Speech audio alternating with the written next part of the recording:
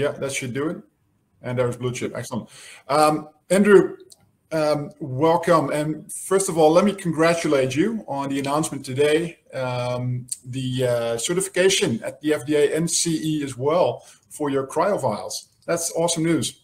Yeah, fantastic. Thank you very much, Mark. We're really excited about it, actually. And it's been a lot of hard work over the last 18 months, especially. So. Excellent. Yeah, I see your share price is responding quite nicely, up 23% this morning. So that's good stuff. It's probably a very good timing to be presenting for us today. Yeah, thank you very much, Mark, and thank you very much for inviting me. And good morning, everybody. Yeah, I'll leave the floor over to you, Andrew. Fantastic. Thanks very much, Mark. Good morning, everybody. Look, this morning we put down a deck to the exchange last Thursday at our AGM, and I'm going to run through that deck to provide everybody an introduction to Bluechip Technologies, Bluechip Limited, a very exciting technology company. Now, this is a semiconductor conference. We're an adjacent market to semiconductors using silicon. We actually have got a core technology, which is a MEMS device, a micro electromechanical system. So I'll cover that this morning and provide an introduction.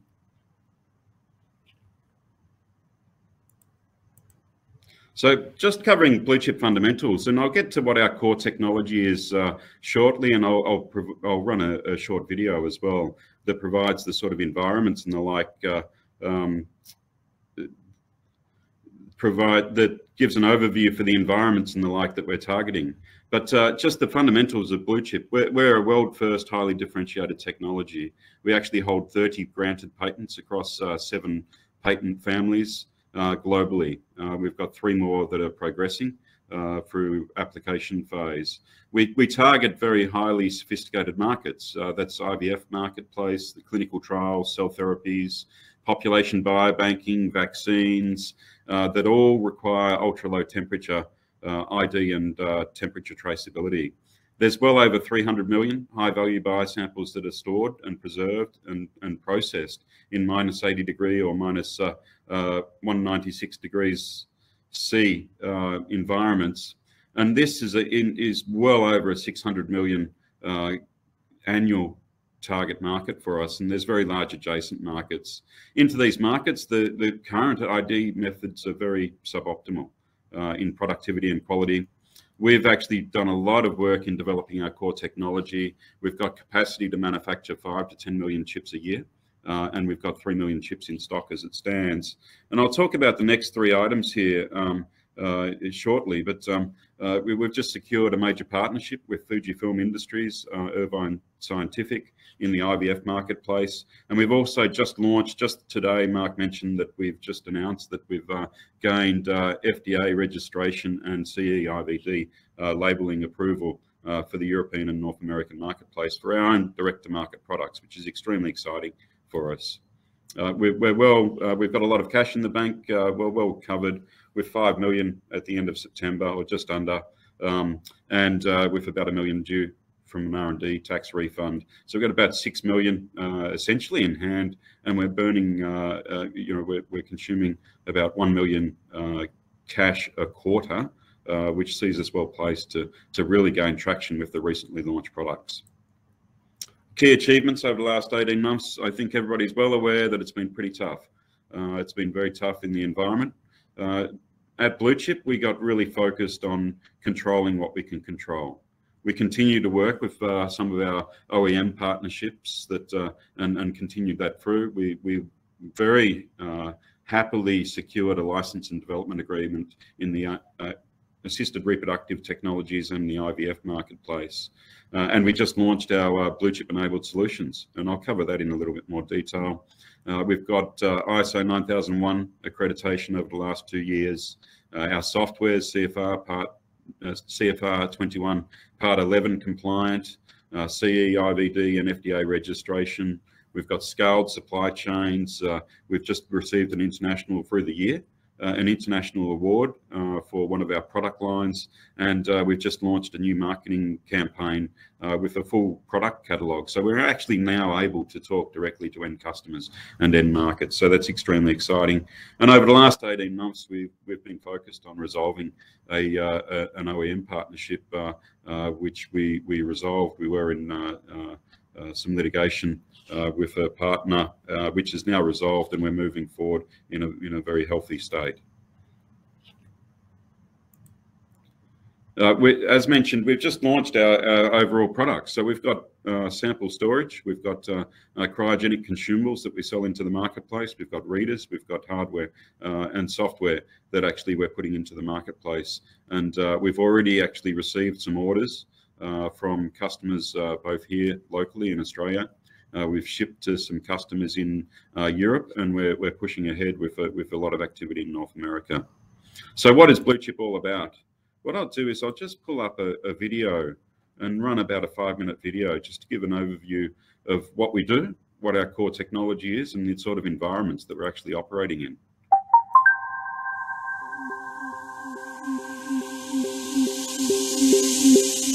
Bluechip Limited is an Australian company with an advanced sample management technology that wirelessly tracks the identification and temperature of valuable samples which are stored in harsh and aggressive environments like liquid nitrogen. These include IVF samples like sperm and eggs, blood, plasma, cells and emerging molecular technologies, many of which have to be stored and transported in very low temperatures. Bluechip's technology is ideal for cryogenic environments, enabling each sample not only to be identified, but its temperature history recorded. For clients, Bluechip's technology drives productivity, enhances quality and delivers confidence in every sample. People would be appalled at how samples are managed in storage today. Identification is typically through a handwritten label or a barcode label, which can fall off. It gets frost on it when people remove samples to identify them, and that then needs to be removed, which can damage the sample or misidentify the sample. Bluechip's technology addresses all of these issues. The Bluechip technology centres on a miniature chip with 52 mechanical beams of different lengths, all responding at different frequencies. Each is turned on or off at the point of manufacture to create a unique identification with billions of combinations. Samples can be tracked individually or as large groups. Bluechip's technology is protected by 25 granted patents. Headquartered in Melbourne, Australia, Bluechip listed on the Australian Securities Exchange in 2011. Since then, it has developed further its technology, developing its own products and signing original equipment manufacturing agreements with large companies worldwide to embed the Bluechip technology in their products. Many more original equipment manufacturers, including several household names, are currently evaluating the suitability of Bluechip's technology. To date, Bluechip has signed 3 license and supply agreements in the IVF marketplace, in the research and development for cell therapies market space, and also in the cryogenic consumable market. We also have dozens of developer kits in the marketplace with other OEMs, which we would see to convert to products that are Bluechip enabled in the marketplace in the not too distant future. Another key part of Bluechip's strategy is going directly to market with Bluechip branded products, especially in North America, which represents almost 40% of the global biobanking market. A direct-to-market strategy enables Bluechip to customise and package its solutions for clients. Our range of products includes Bluechip-enabled cryogenic vials. It includes our handheld reader and our range of readers, and our software platforms. This is really important and really exciting for Bluechip in that it allows our end customers, especially in North America, our primary target market, to gain the full benefits of the Bluechip solution. Bluechip is the only company that provides temperature with ID at the sample level. This helps end users drive productivity, enhance their quality, and at the end of the day, provides them confidence in every sample. Crucially, Bluechip's technology works in the harshest of environments, like liquid nitrogen. Storage of biological samples, high value samples in low temperature liquid nitrogen, minus 196 degrees or minus 80 degree freezers, is growing dramatically right across the world. And this is driven by cells being used for therapies. It's driven by new technologies that are being applied to vaccines and other treatments, and being driven by fundamental research in clinical trials. While tracking biological samples is the company's current business, other broader applications are on the horizon. There's many applications for Bluechip technologies, even just in the life science space. There's opportunities for cold chain logistics. There's opportunities in reagent temperature management used in diagnostic applications, and also applications in the emerging technologies used even in the vaccine development that need to be shipped and transported at -80 degrees. As the provenance of valuable products becomes increasingly important worldwide, Bluechip's technology is increasingly gaining traction across a large number of industries. The future for Bluechip is exciting. We play in a marketplace in cold storage and cold logistics down at ultra-low temperatures, -80 degrees and -196 liquid nitrogen. These markets are growing dramatically, and it's growing dramatically on new clinical trials, new therapies, cell therapies, and also new molecular technologies that require cold temperature storage and transport. All of these markets are growing hugely, and Bluechip plays directly into them.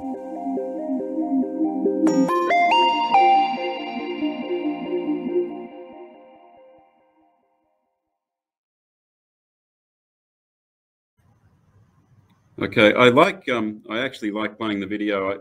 I apologise that I like playing the video because it actually demonstrates the environments which we're actually targeting, and they're quite harsh environments, and they're quite strange as well in the way they operate.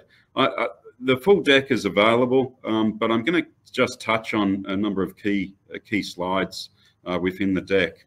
As mentioned on the video, the major ID and sensing technology sectors that we can operate in involve cold chain logistics, industrial and manufacturing environments, security and defence. But where we really have a core sweet spot, and where we've elected to actually focus our strategies in the life sciences cold chains, and that's logistics, storage and monitoring, and very much focused on the storage environments in which that very low temperature conditions are used. And they're very large markets. These markets are actually evolving very rapidly. There's a drive towards molecular technologies. I think over the last 18 months that the -80 degree shipping of different things around the world, especially the vaccines, we're sort of nightly seeing those sort of environments where there's liquid nitrogen tanks, -80 degree freezers. Those sort of environments are now becoming very well understood and viewed on a nightly basis. In these environments, there's a really significant drive towards productivity. The value of the samples that are actually being used and shipped and stored in those low temperature environments is increasing quite dramatically. Just think of an IVF cycle. An IVF cycle is thousands of dollars for somebody, and each of those eggs and sperm that are stored in those environments is actually extremely high value. You've got cell therapies that are increasing in their value as well. Sample quality is extremely important, especially as more clinical uses of samples is increasing, and cryo technologies are increasing dramatically as well. So that's the -80 and -196 environments. This image on the slide right now, these are real photos. And just to give you an idea, the video captures it somewhat, but I just really like highlighting that what do people do in these environments at the moment. The image, these images are actually -80 degree freezers, and that's a real photo that I took myself, and it's not set up at all. That's what people are doing at the moment. They're storing samples. That's a high-tech facility. They're handwriting on the boxes to which samples are stored. There's some blood in these vials here. They've got barcodes on them, and the barcodes you literally cannot read because of the frost. So what that means is when somebody's actually collecting those samples to be processed and used, they're actually needing to wipe the frost off off the barcode so that it can be read. On the right side of the page there at the top, they're IVF samples stored in liquid nitrogen tanks. Each of those freezers or tanks can be holding 30 to 50,000 samples, and it's a massive market to where biological samples are stored. That market for us, it's a huge market. There's well over 2 billion samples in store, with 300 million, well over 300 million samples going in and out of storage each year. For us, we're really focused on some specific target markets, that being in the biopreservation space, traditionally called biobanking. That's where there are over 300 million samples. It's a 600 million target market. The IVF marketplaces, we factor at around 50 million available to Bluechip directly, and we're very excited to be partnering with some major players in that market. Clinical trials and research, 70 million. Cell therapies and pharmaceuticals is growing dramatically, with 30 to 50 million available to Bluechip each year. Why is Bluechip different? We've actually got a MEMS core sensor which includes 52 mechanical beams. The best way I like to describe it is it's like a piano. It's like we've actually shrunk down a piano, 52 beams with different lengths.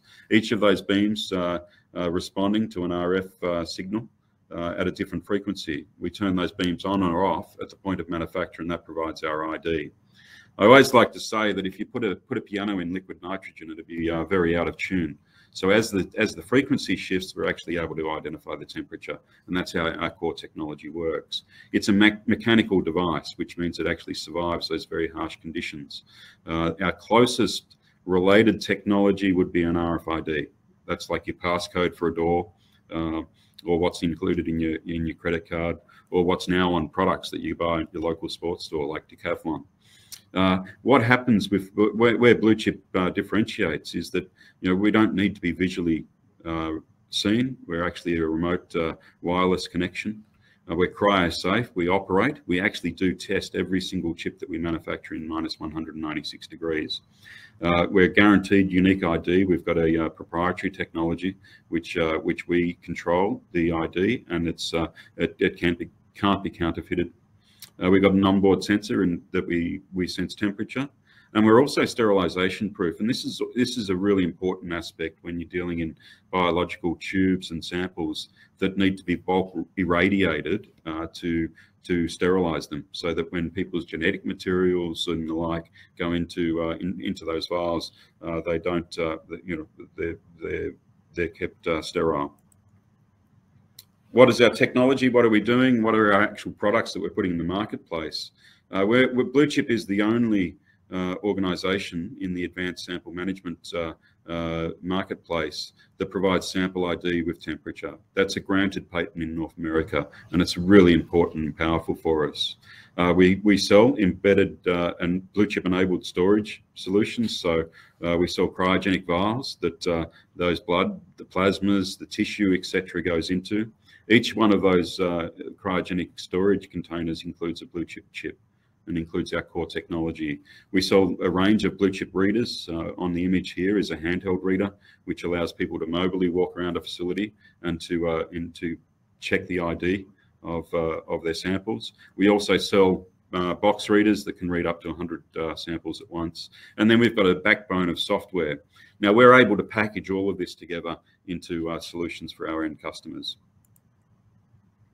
We provide confidence in every sample. We're redefining quality, we're driving productivity, and at the end of the day, we provide confidence in every sample. And that very much is our in-market go-to proposition. Bluechip's path to market. We've got two paths to market, and as I've mentioned a number of times, we've just launched our own range of consumables. That's to go with our readers and with our software. Primary target markets for those products are biopreservation, clinical trials and research, cell therapies and pharmaceuticals.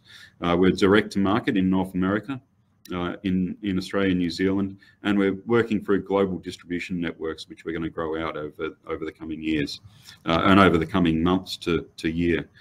We've got a number of people on the ground in North America, and we're selling directly. Parallel to that path, we also work with OEMs. So these are large organizations that are already supplying product into the marketplace. And that Fujifilm Industries, Irvine Scientific, who sell into the IVF marketplace, is a perfect example. We've got a license and development agreement that's going to run over the next 18 to 24 months, where we're going to receive license fee revenue and development fees And through that phase, we anticipate that we'll enter a supply agreement where we will be customizing and manufacturing consumables for that marketplace, to which Fujifilm Irvine Scientific will be selling those products. Every one of those products will be branded Bluechip enabled, which is an Intel Inside marketing strategy, and we're very much committed to that with our partners. So with that, it's just the foundations are really set for Bluechip. It's a really exciting time for us. We've been trying to, we have been working with multiple partners over the last number of years, but only just recently in the last week have we launched our own range of products which we can sell directly into the marketplace. And it's a large growing marketplace. We've actually put the investment into building our chip supply chain. We manufacture out of Europe, and that's well in place and well positioned. And we've got a nice cash balance sheet. So we're very excited to be in the position we are and to be progressing into the future. With that, I'll open to some questions, Mark. I'm sure there's going to be a number of questions. Yeah, we've got questions coming in already. So remember, if you've got a question, just type it into the chat box. Starting off with a question from Daniel: how does one label, brand, or program the Bluechip devices and feed those data into SAP or similar? Yeah, so we each chip we manufacture, and it's a hard-coded ID. So we don't actually program the chips. They're programmed at manufacture. They've got a unique ID, and that's part of the anti-counterfeiting process. To then link that into a SAP or a lot of the systems that we actually deal with, hospital information systems or laboratory information systems. We've got an API that we can link into those systems with and operate there. We have a software database, so every time we read a chip, we capture the ID and the temperature. We also capture the individual that's working and handling the samples, and we capture the location. So it's not just the temperature and ID, but we actually capture some other information, which is really important and powerful. We can set up our system to be able to monitor the temperature as we're moving through a facility. And to give somebody an example of that, we can take a box out of a storage facility, put it into what we call a box tracker, and as that's being moved around and handled, we're actually tracking the temperature. And that's really powerful and important. And that's literally the product we recently won our international award for. All right. More of a financial question. Could you provide some insights on the unit economics and what sort of gross margins are you targeting? Question from Glenn. Yeah, so just a little bit around the math behind it. Our list price on the consumables is just under $4, so $3.90. This is all in US dollars. Average selling price, we anticipate to be out there around the $2.50 to $3 mark. Now, we've been silent on our gross margins because we are dealing with multiple partner targets and the like, but we are achieving profit per item. So we've got margin at the moment. And we're still at the fairly early stage. As we scale and grow volume on our consumables and on our technology, that price comes down dramatically. But the end selling point of the products in the market. So as the scale economies come on, then that margin improves dramatically. Okay. Just in terms of the semiconductor industry globally and the capacity shortages, really, how are you guys impacted by that, if at all? Yeah, it's a great question, Mark. It's look, we haven't been impacted on that at all, and so we're MEMS. We're a MEMS device. We manufacture our chips on an 8-inch wafer, and it's with a specific. There's a handful of MEMS fab facilities around the world. We deal with several out of Europe, and on each of the 8-inch wafers, we actually get 13 to 14,000 chips. Bluechip chips off each wafer. The capacity of the partners that we're working with, they can process tens of thousands of wafers a year. So that's really not been an issue for us at all. And over the last 18 months, we've been investing on getting a scale into our chip manufacturing. And as I said, we've got the capacity, and as you see on the slide, got capacity to be doing 5 to 10 million chips a year, and we can scale that very rapidly and quickly. and we've got 3 million chips in stock. So, you know, from where we are, we're still entering the market with our new products. Those 3 million chips at $2.50 to $3 US per consumable. That's well and truly, you know, it's up to $10 million worth of stock. Right, and I'm just wondering about today's announcement, actually. So, how just to put that in perspective, because I think it's a very big announcement. How does that change the world for Bluechip today from what it was like yesterday?